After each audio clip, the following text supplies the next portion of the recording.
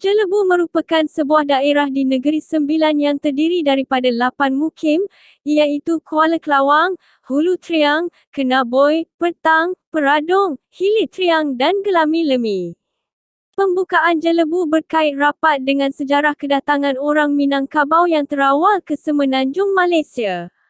Berdasarkan sumber-sumber lisan, Jelebu dibuka oleh orang yang berketurunan Maharaja Alif yang menegakkan kerajaan Pagar Ruyung. Bangsawan itu menggunakan nama batin Terjali. Dia berkahwin dengan Puteri Embong Sari Alam dan membuka beberapa perkampungan di Tanah Melayu. Batin Terjali telah meninggalkan anaknya menjadi penghulu di setiap tempat yang dibuka di Johor, Klang dan luak-luak yang 4 di Negeri Sembilan. Dalam pengembaraan Batin Terjali untuk meluaskan pemerintahannya, dia sampai ke Bukit Kundang Kundik di Jelebu. Di sinilah isterinya, Puteri Embong Sari Alam telah melahirkan seorang putera yang dinamakan Datuk Niko Menteri Shah Mangku Alam Raja Sari. Ketika itu, Jelebu didiami oleh orang asli, terutama suku Biduanda dan Jakun. Sebelum meneruskan pengembaraannya, Batin Terjali telah meninggalkan putera-puteranya untuk dijaga oleh Batin Lambang Setia, Ketua Suku Biduanda di situ dan Tok Jerang Singaraja.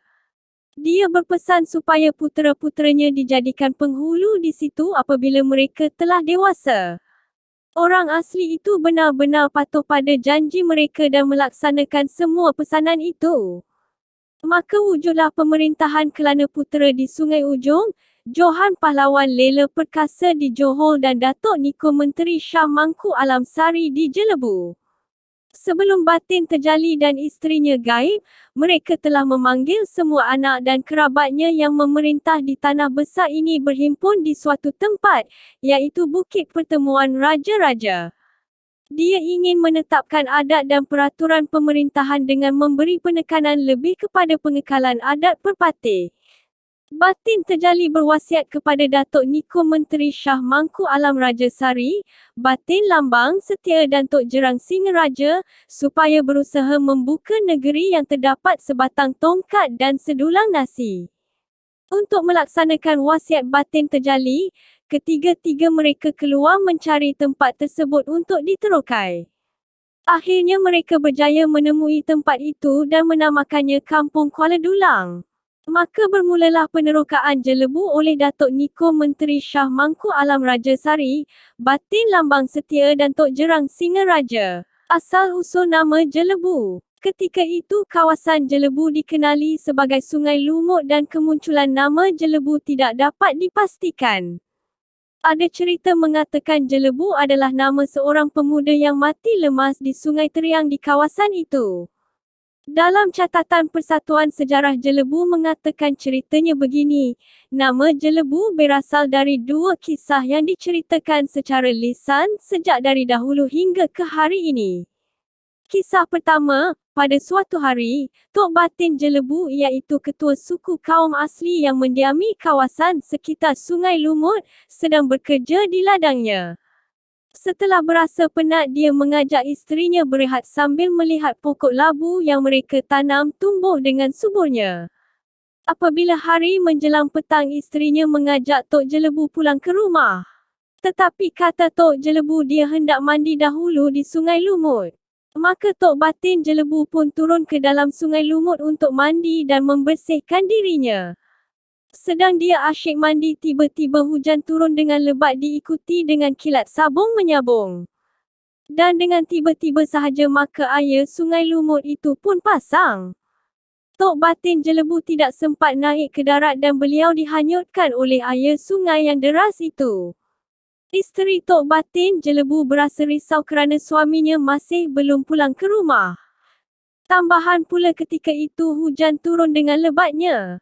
Sebaik sahaja hujan reda maka isteri Tok Batin Jelebu segera pergi ke Sungai Lumut untuk mencari suaminya.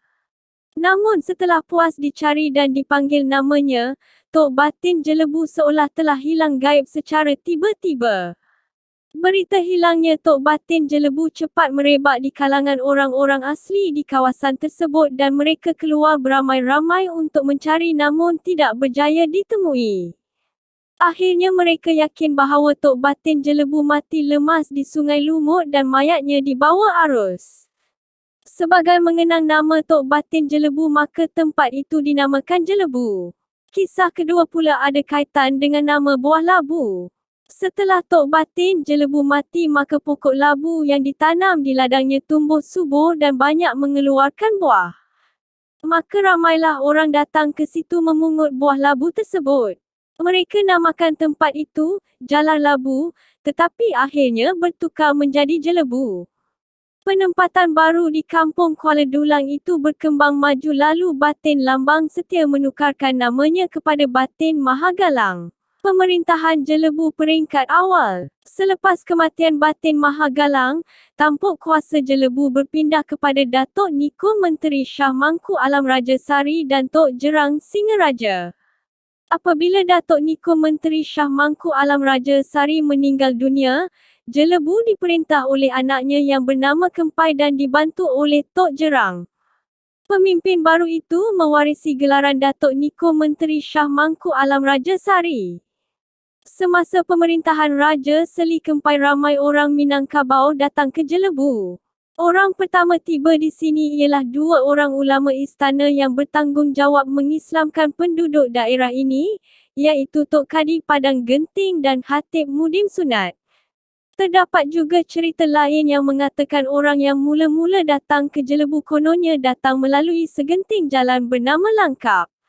Mereka menghilir kedua tempat bernama Kemin dan Sarin.